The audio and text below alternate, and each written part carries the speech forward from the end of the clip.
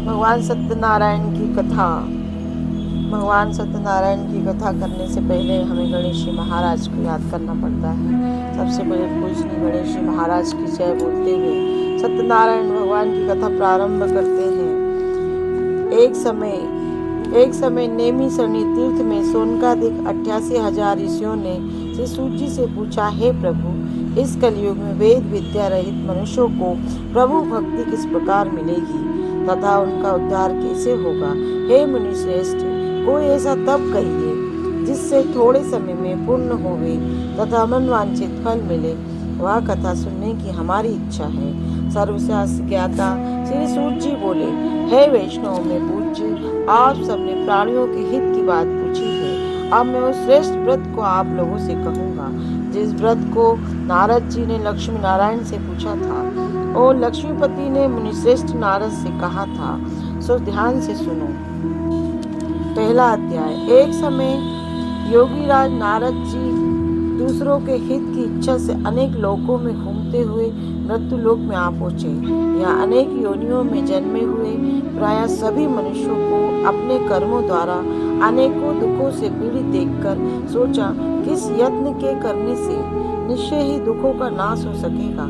ऐसा मन में सोचकर विष्णु लोक को गए। वहाँ श्वेत वर्ण और 4 भुजाओं वाले देवों के इष्ट नारायण को, जिनके हाथों में शंख चक्र गदा और पद्म थे तथा वरमाला पहने हुए थे, देखकर स्तुति करने लगे।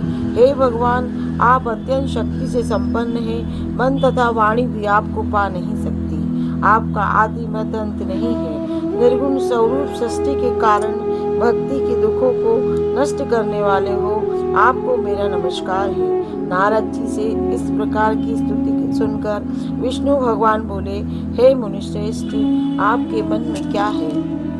आपका किस काम के लिए आगमन हुआ है? निसंकोच कहो। तब नारद मुनि बोले, हे मृत्युलोक में सब मनुष्यों में जो अनेक योनियों में पैदा हुए हैं, अपने अपने कर्मों द्वारा अनेक प्रकार के दुखों से दुखी हो रहे हैं। हे नाथ, मुझ पर दया रखते हो तो बताइए कि उन मनुष्यों के सब दुख थोड़े समय ही कैसे दूर हो सकेंगे। श्री भगवान जी बोले, हे नारद, मनुष्यों की भलाई के लिए तुमने बहुत अच्छी बात पूछी है। जिस काम के करने से मनुष्य मोह से छूट जाता है, वह मैं कहता हूँ, सुनो। बहुत पुण्य देने वाला स्वर्ग तथा मृत्यु लोक दोनों में दुर्लभ एक उत्तम व्रत है। आज मैं प्रेम बस होकर तुमसे कहता हूँ, सत्यनारायण का यह व्रत अच्छी तरह विधान पूर्वक करके मनुष्य तुरंत ही वह कर्म शुभ होकर मरने पर मोक्ष को प्राप्त होता है। श्री भगवान के वचन सुनकर नारद मुनि बोले कि उस व्रत का फल क्या है, क्या विधान है? भगवान के वचन सुनकर नारद मुनि बोले कि उस व्रत का फल क्या है, क्या विधान है, किसने यह व्रत को किया है और किस किस दिन यह व्रत करना चाहिए, विस्तार से कहो। भगवान बोले, दुख शोक आदि को दूर करने वाला तथा धन धान्य को बढ़ाने वाला, सौभाग्य तथा संतान को देने वाला यह व्रत सब स्थानों पर विजय करने वाला है। भक्ति श्रद्धा के साथ किसी भी दिन मनुष्य सत्यनारायण भगवान की तथा शाम के समय ब्राह्मणों और बंधुओं के साथ को धर्म पारायण होकर पूजा करे। भक्ति भाव से नैवेद्य केले, घी, फल, घी, दूध और गेहूं का चूर्ण सवाया लेवे। गेहूं के अभाव में साठी का चूर्ण, शक्कर तथा गुड़ भी ले सकते हैं।